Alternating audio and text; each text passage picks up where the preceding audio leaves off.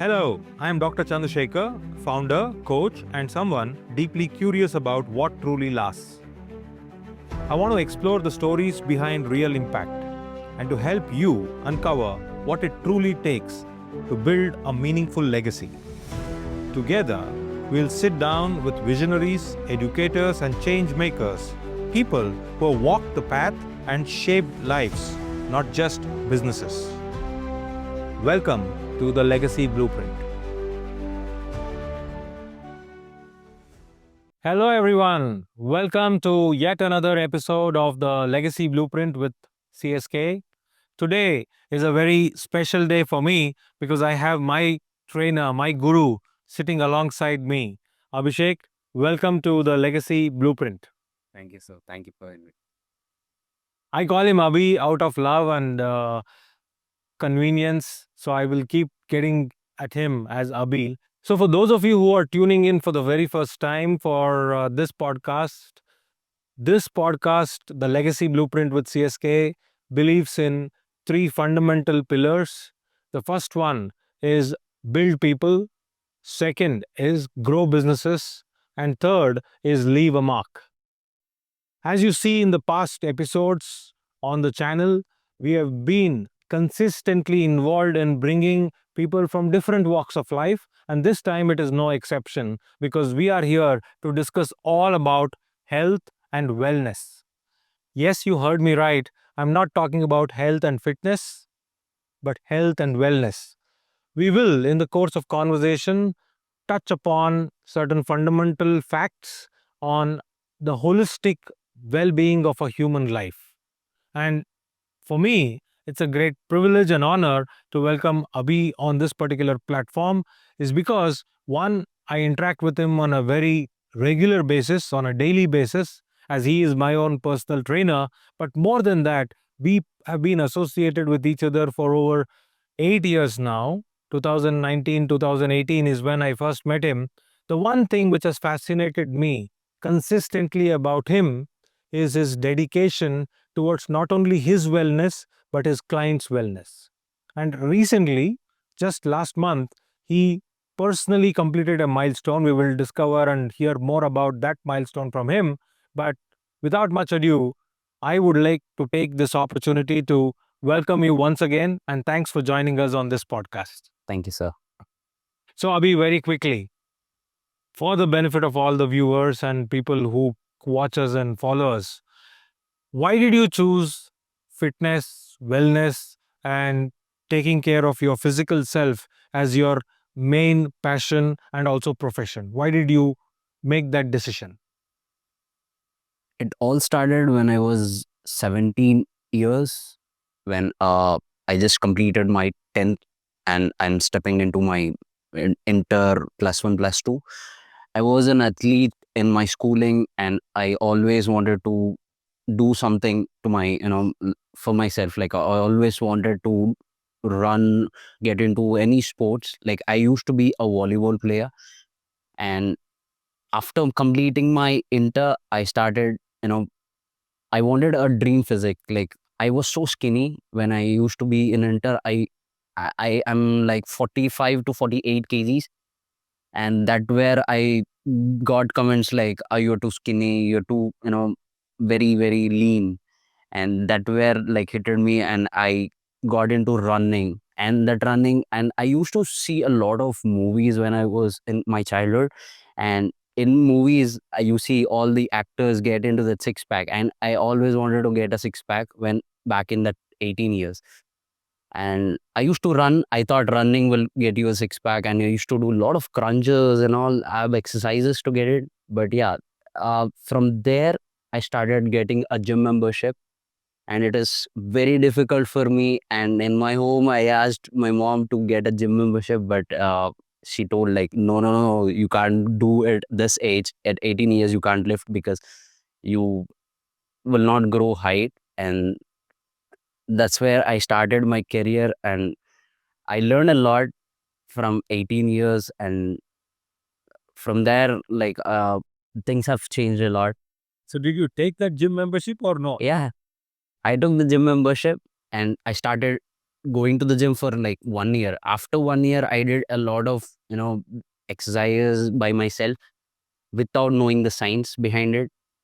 uh, After 1.5 year, I got to know the, okay, I have to do research about these things. I just used to do basic movements and all, but I didn't got that definition of the body what I dreamed for. But after that, I just had a different approaches, and with interacting with all the coaches, then uh, what happened is like, I used to eat the food, but it is not something that gave me a greater result, because there is no proper guidance to me, somebody who guided me to a right direction. And then I started, everybody goes to the gym who always research about protein, what are fats, I also did the same thing.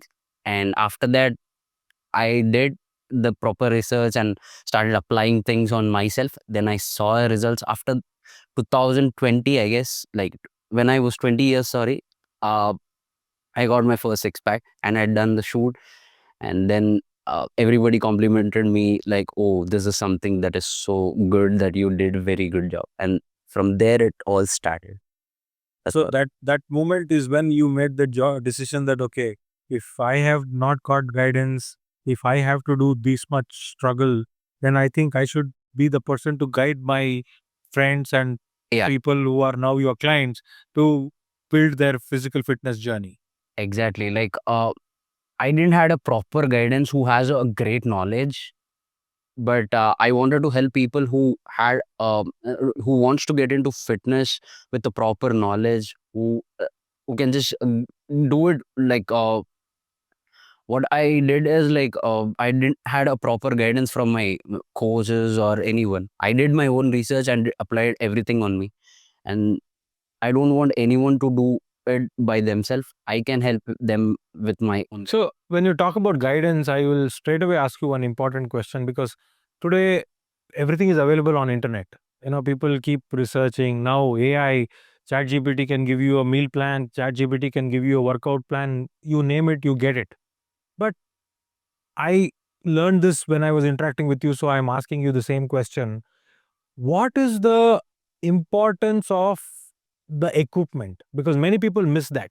There may be a meal plan, there may be a workout plan, but the equipment also makes a big difference. Like certain equipments are there which are very good for the correct muscle movement, but certain equipments are there which harm you, but you may not realize. So, what is your point on that for the benefit of everyone? How important is equipment and how to get the right equipment? Like how to know that whether it is good or bad?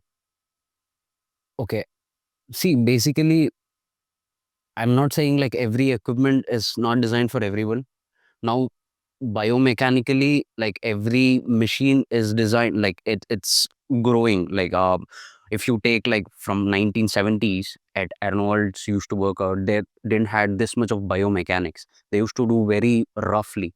Now the engineering has been, a lot. Like, you just have to pull the movement, that's it. The muscle, whatever you're doing, will be working. You don't have to think. And as you said, like, not every machine is designed for everyone. Like, you have to see, depends on the person. Like, for you, if you take, I've been training you for too long.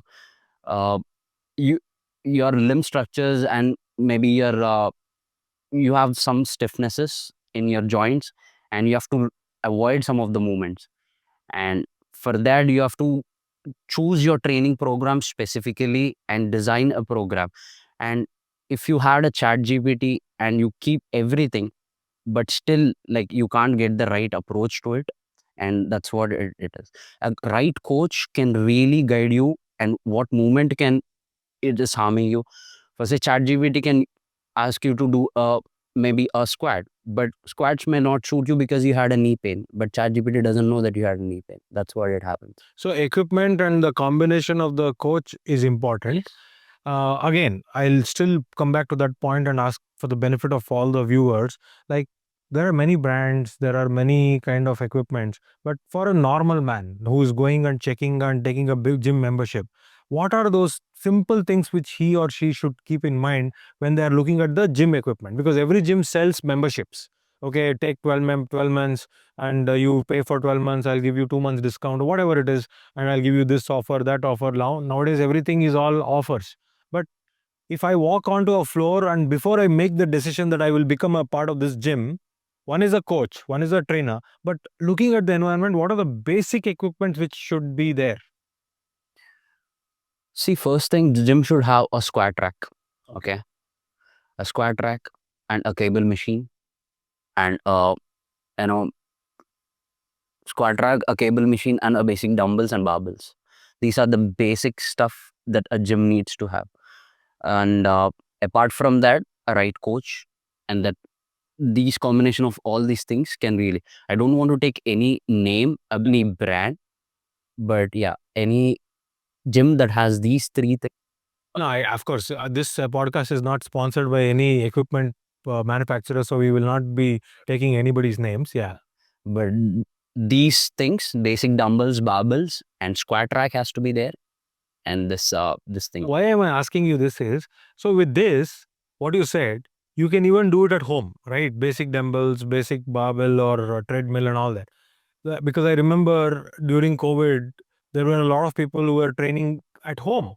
Okay. And even today, some of them are doing it and all that.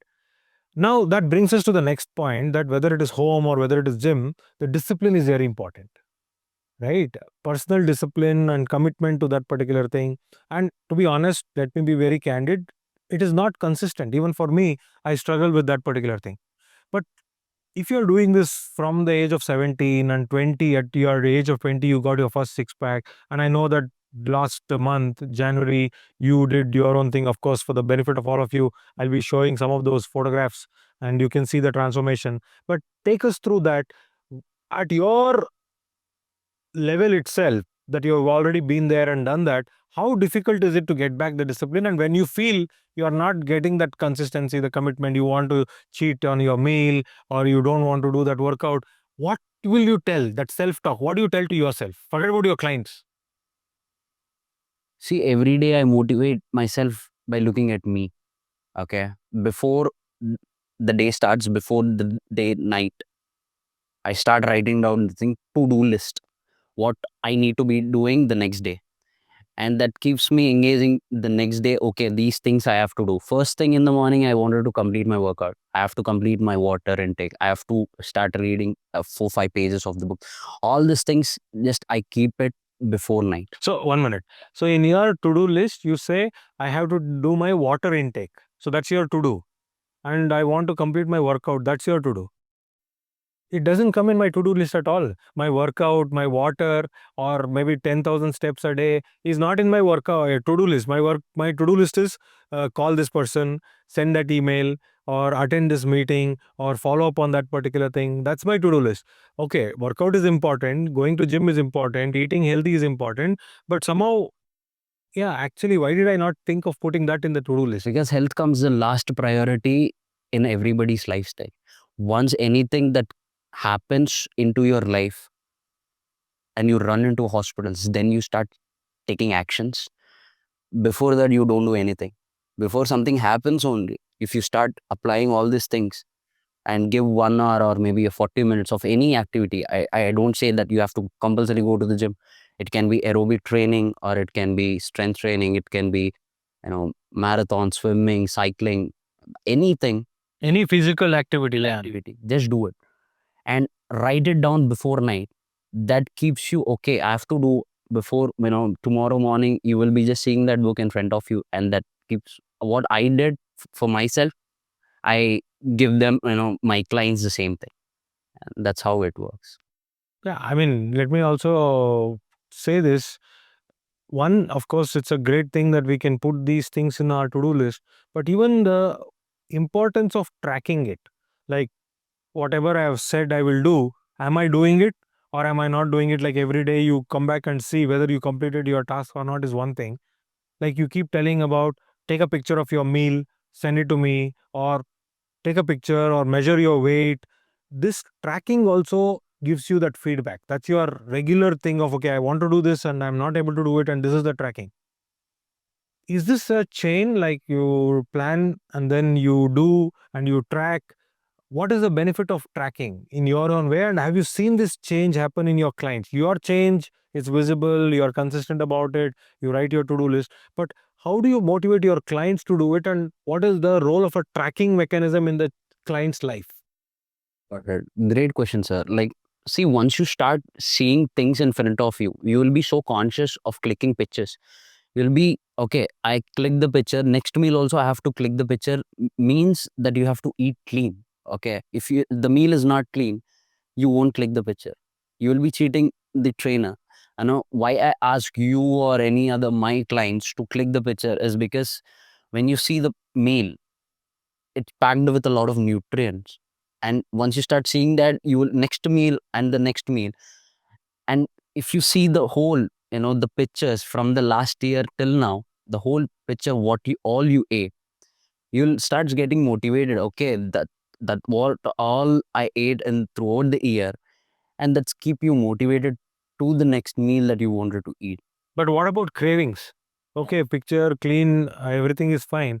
But again, we live in a world where everybody in Zomato and Swiggy are shouting for our attention, screaming. Some offer, some ice cream. I'm from Hyderabad. I'm living here. Creamstone, is another thing. Of course, Creamstone belongs to one of my very good friend. No names here and no offense. But everybody like Nilofer is there.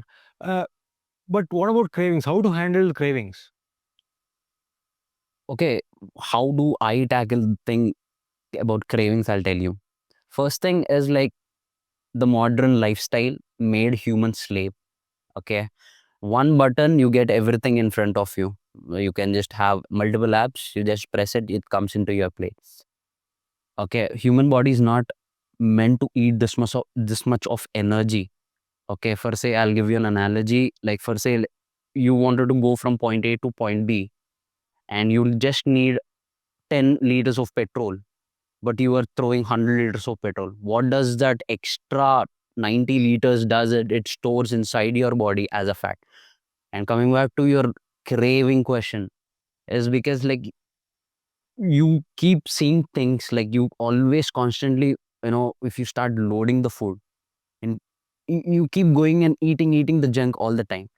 And once you start dieting, okay, uh what really happens is you start eliminating all those stuff. You will be so conscious, you will be so mindful. That mindful eating will come when you start dieting. Okay, and you won't eat junk. If you start getting those cravings, what I do is I keep one meal through the week, that Saturday night meal. I wait for that one meal through the entire week. I have to eat clean, and I wait for that one day to have that meal. Maybe it won't be suitable for everybody realistically, but you can go with 2 meals, 3 meals. You can cheat, have a cheat meal in a week, and the rest of the meals you can just plan it accordingly. So basically, you delay your craving as much as you can. Depends on, so for example, in your case, it's you are able to successfully delay it for 6 to 7 days at a stretch. Somebody may do it for 2 days and then take a break for one meal again. But the idea is, I think, what I am able to take from your example and answer is two important things. Number one, delay your gratification. And number two, as much as possible, try to be conscious while eating. Because the more conscious you are, automatically craving will die off. It's very simple, right? I mean, fear and courage cannot exist in the same place. If you have courage, fear vanishes. If you have fear, courage has already vanished. Same way, if you are conscious, then craving will vanish. If you are craving, conscious eating will vanish. That is what mindful eating, Right. teaches you. Mindful eating teaches you a lot. Like you start seeing things, you start, okay, my plate is filled with protein, fats, carbs. And the next meal also, okay, I have to click my picture and my meal has to have a full plate full of protein and all packed nutrients. Like that, you will be planning.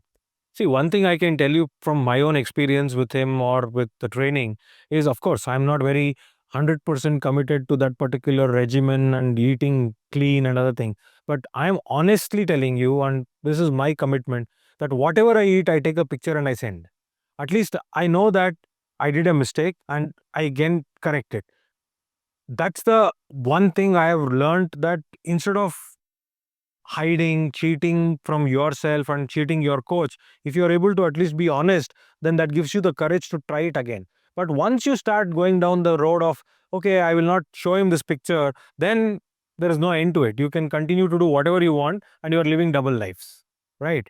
Anyway, so Abhishek, coming back to another important thing, which is a common question many people ask, is crash diets. Okay, there is a family function, or I have to look good for some occasion, so I will go on a very crash kind of a diet, and I will lose a few kilos here and there, and then I am looking good, looking fit, looking fine for that occasion or that time, and then there is a tipping point and it breaks and you kind of rebound, and then you go down to it. So very many people are doing this. I'm not saying that this is the right and that is wrong, but what do you feel? From 20s to 30s to 40s, this crash diet might still work. But then after 40, there is a situation where people lose muscle mass. Protein becomes very, very important. So for a common person, he may not go to a gym, she may not go and appoint a trainer, nothing. But when you talk about conscious eating, in the long run of longevity of life, what is a good meal? What can you break down the composition of the meal and muscle mass? Okay, coming back to a good meal. For me, I am a meat lover. For me, meat is something that is good for me. My diet may not suit you, okay? And your diet may don't suit to anyone. Everybody has their different approach to, eating habits.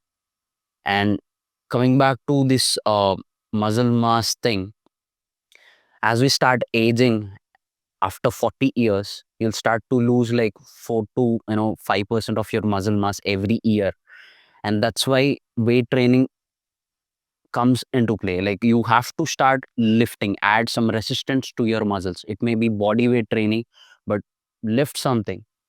If you apply any kind of resistance and start training, you will start building muscle in the longer run. If you 40s, 40, 50s, 60s, you'll be able to do the basic movements of your general lifestyle, like getting the bottle from the floor and pulling something, pushing something. That general basic movement starts to, you'll be able, you don't need any other person helps to do that movement. That what happens. And coming back to the crash diets, yes, of course. Like, if there is any wedding or any other occasion, we will just start doing like fasting, or maybe we'll do liquid diet or fruit diet or something. That is not a diet. First of all, that is not a diet. You're just eating too less calories. The person, if he wants to lose weight, the only thing that matters is a calorie deficit. And if you are aggressively deficiting your body, like if you're just eating 4 to 500 calories throughout the day, you will start, your metabolism drops and your mineral profile drops, and you can't give a proper protein intake with that 500 calorie of meal. It's very difficult to fulfill all the nutrients in that 500 calories. That's why a diet that is filled with good nutrients, good, you know, polyphenols, flavonoids, antioxidants, lot of rich, all these things, nuts, seeds, these are all things that you need in life. A good decent amount is like, you can just calculate your calorie intake with the calorie calculator. You just Google it, you will just get a basic calories is something that you can get it, like height, weight, and just eat the amount of calories and you start lifting weight. That's a decent amount to start with. To start your weight loss. And once you start going and doing aggressive crash diets, it's going to crash. That's why it's called like a crash diet. It's 3 months, 2 months, you will be doing. After that, what? You will see people doing 90 days challenge, 50 days, 60 days. After that 90 days, what happens to that 90th day? What happens? You just start eating junk again, go back eating again, all this junk stuff, right? That is what happens. The meal, what you're having, you have to do it for the longer run, where you do it for 3 years, 4 years, 5 years, for the rest of your life. And you should feel so comfortably, balancing all your meals. And it doesn't mean that you just uh, only have very healthy meals. You can still flexibly start eating. That is what this flexible dieting system works, where you just start having cheat meals in your weekends, like one meal. and rest of the meals you can just plan it accordingly. That brings me to the next question, and this is a question which many of us encounter. Life is not a straight line. You keep going up and down. So, for a person who is already employed or business professional, entrepreneur, there is a good amount of travel as part of their lifestyle, whether it is social travel, business travel, personal travel, whatever you call it. Now, when you travel, there is a break in a regimen or a routine. And the biggest problem is, if you look at the graph, it is not that when everything is going straight, it is only when those breaks come, like you travel for a business reason, or you travel for a religious reason, or you travel for a personal holiday, and then you come back, and then there is always that inertia, that kind of a vacuum.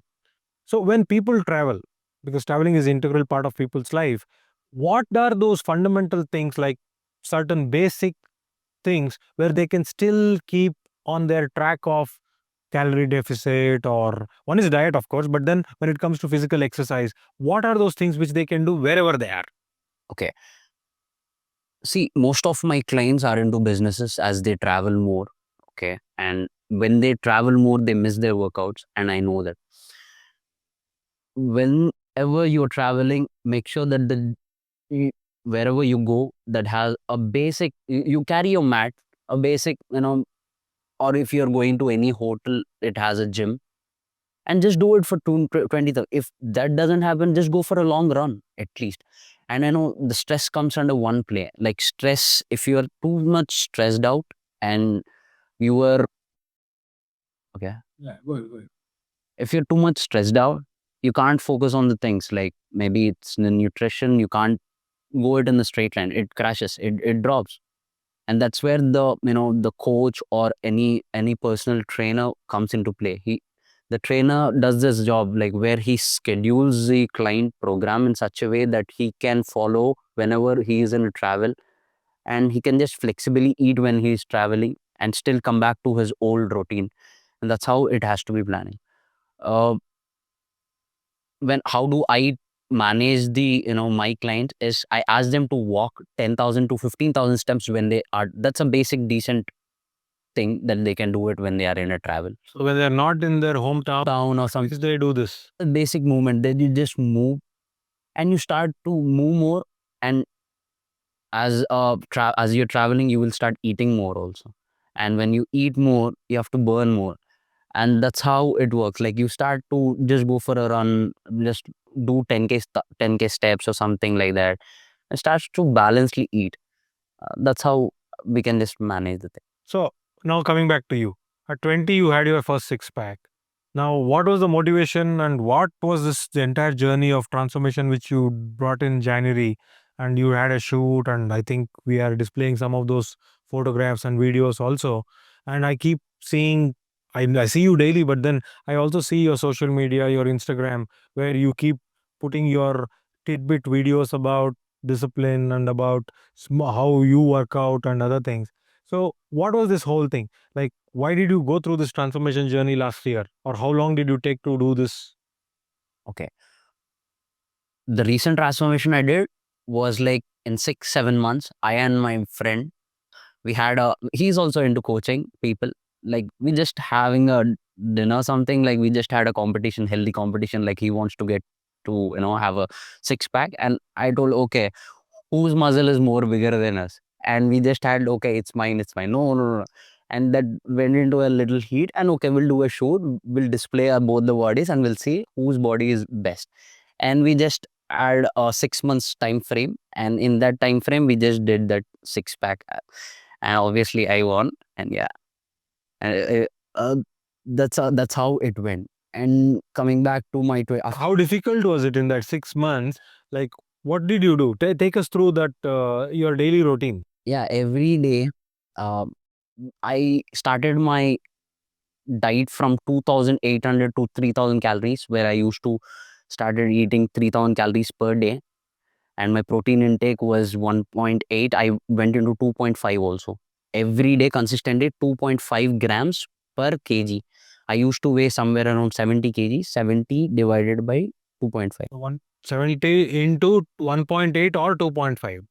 70 into 2.5. 2.5 grams per kilo. It used to reach 200 grams of protein. I used to have every single day to maintain a muscle mass.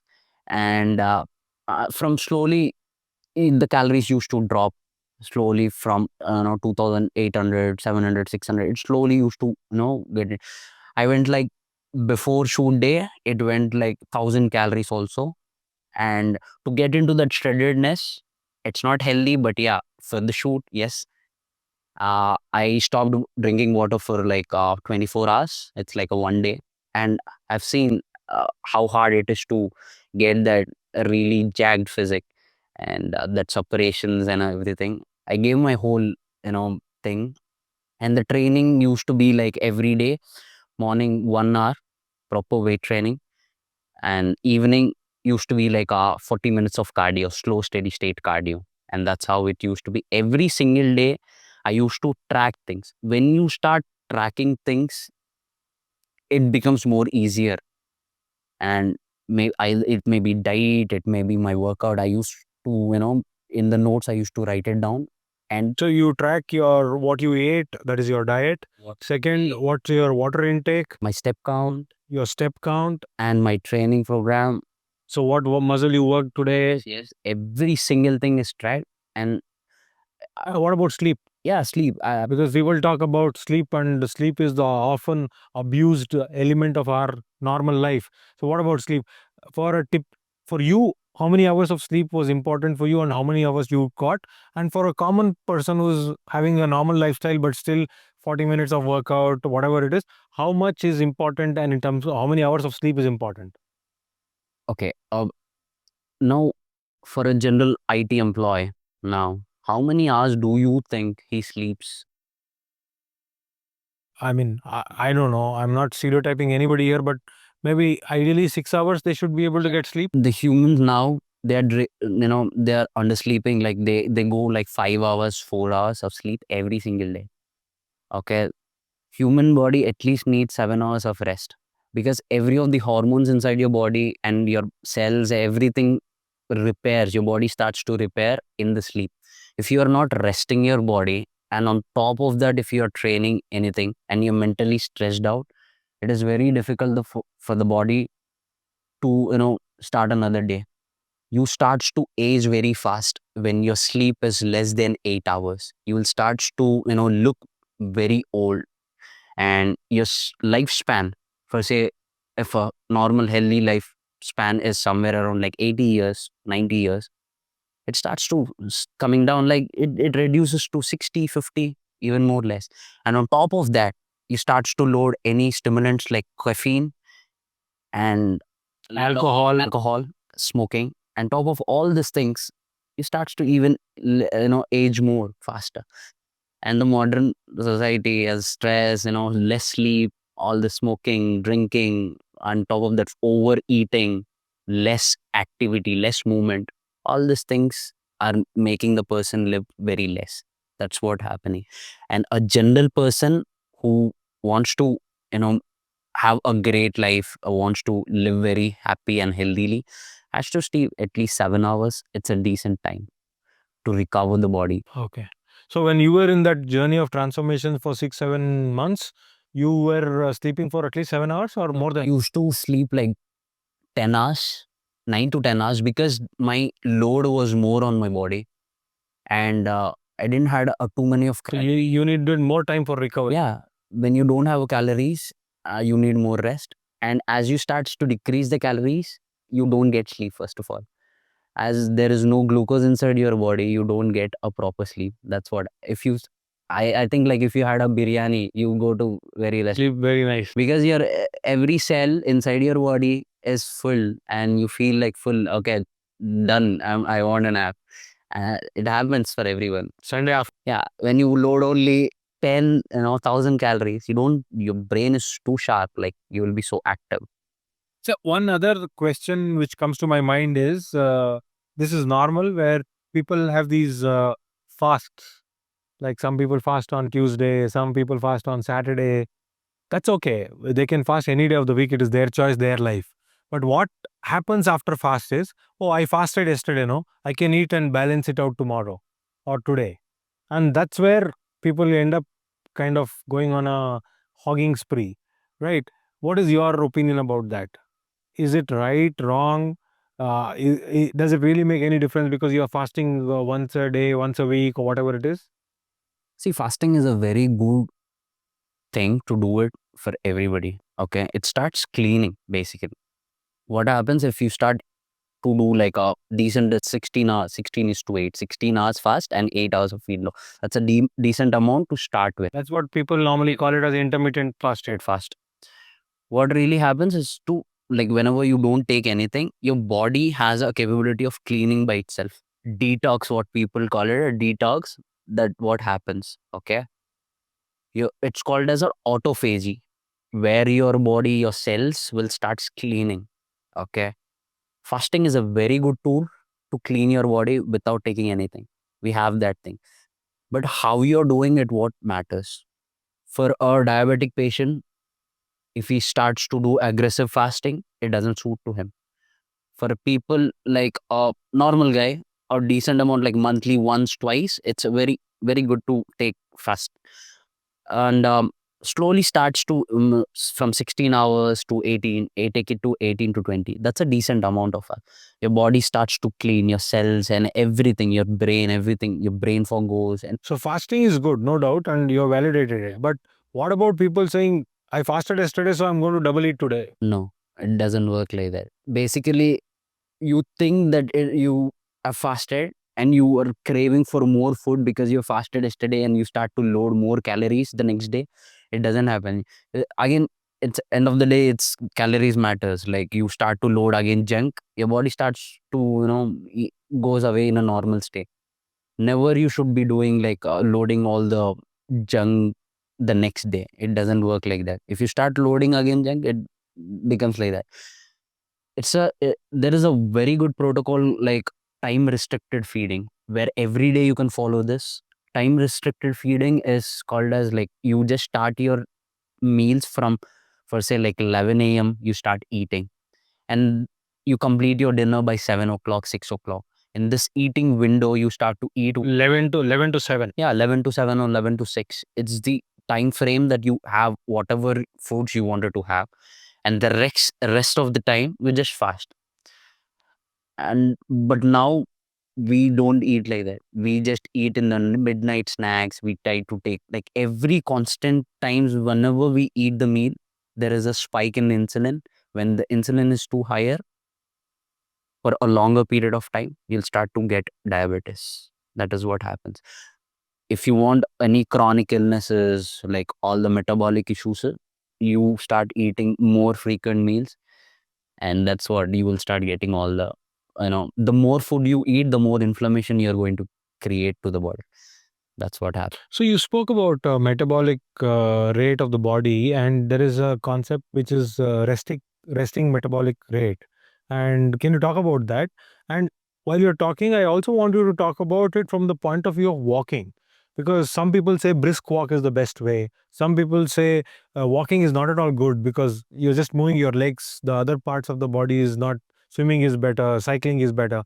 What is your, as a fitness person who is in this, talk about metabolic rate and restrict metabolic rate?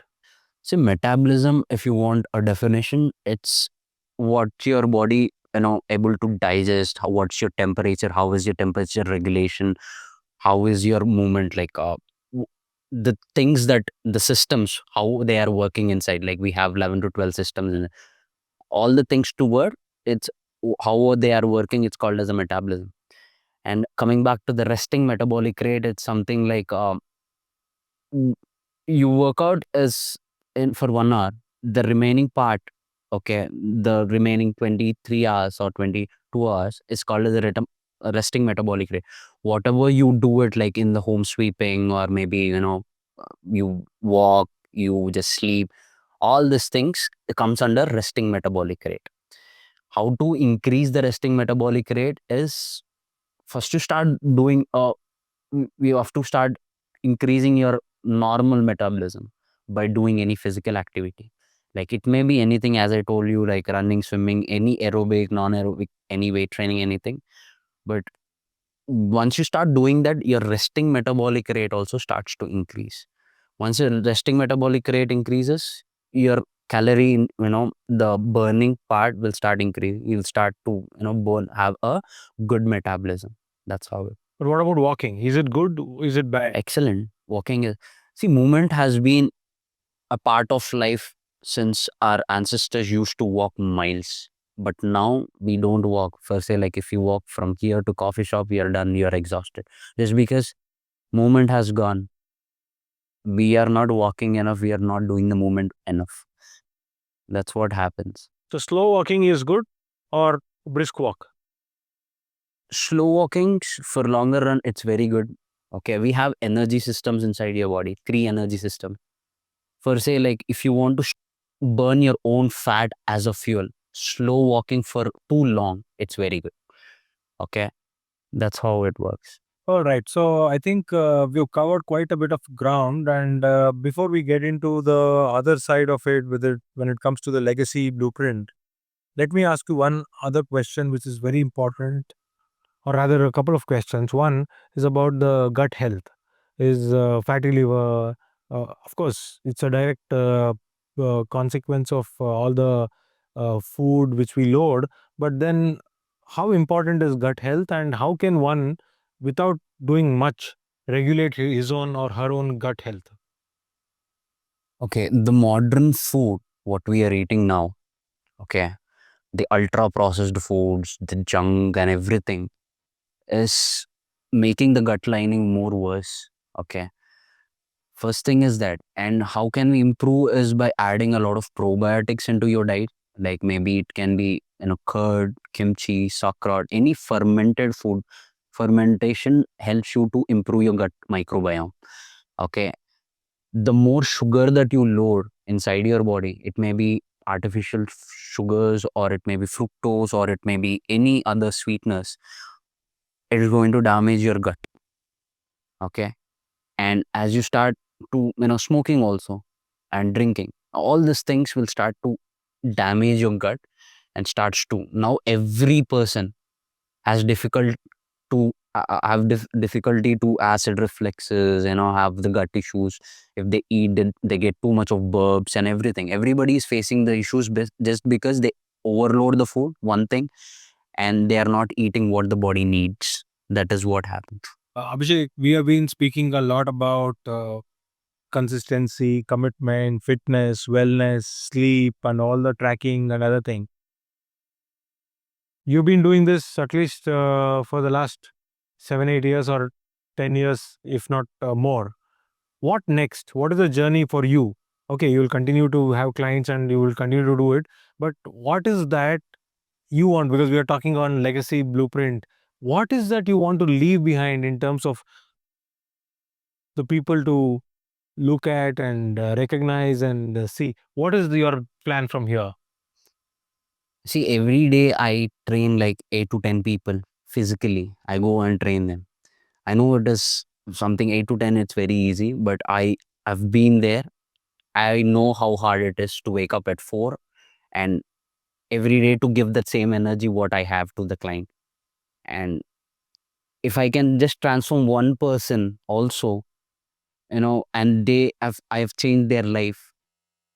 That's all I want. And maybe in future also, if I may change a lot of clients. And now I've been moved my niche to strengthening and conditioning, where I just focusing on people who are above 40s, who have knee issues, who are into, different posture correction, all this mobility issues. I wanted to start changing them. I've moved my niche there and wanted to help more people in that. And maybe I keep, encouraging my friends also. I just start giving.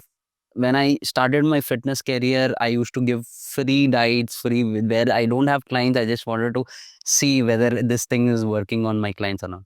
Maybe in the down the line, I'll help more people like this. And that's what I am. I don't have bigger plans or something, but yeah, I'll be helping more people where they wanted their goals. Well, I think thank you so much, Abhishek, for being so candid about it and also very humble about it because, getting up every day at 4 and training 8 people across different age groups, gender, and still putting in the same energy and trying to go back with all you have the next morning is not easy. It's very easier said than done.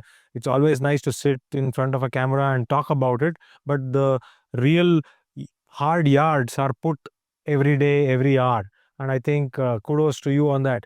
But the one thing which I am taking away, and I'm sure the viewers also will appreciate that, is whatever is your core competency. In his case, it may be fitness training and the science of the body and building the muscle and all that. In your case, it may be coding. In somebody's case, it may be, making business deals, whatever it is. I think living up to that particular core competency on a daily basis with all you have is the purest form of leaving a legacy. I think that's the one thing which I would like to reiterate again. My biggest takeaway here is your core competency is equal to your legacy. So if we can give all we have to that, I think your legacy is getting created. And as I always say on the legacy blueprint, this is not about what after I am gone. It is about what am I doing when I'm here? Because that's creating legacy as you are being alive. So fantastic, great insight from you. And I know that I have to see you tomorrow morning again at the gym. But then this has been a very nice, something different away from the gym floor, but absolutely a privilege and also fantastic to listen to you. And may you make more transformations for yourself and also bring transformation for people who believe in your capacities. Thank you once again and all the very best. Thank you.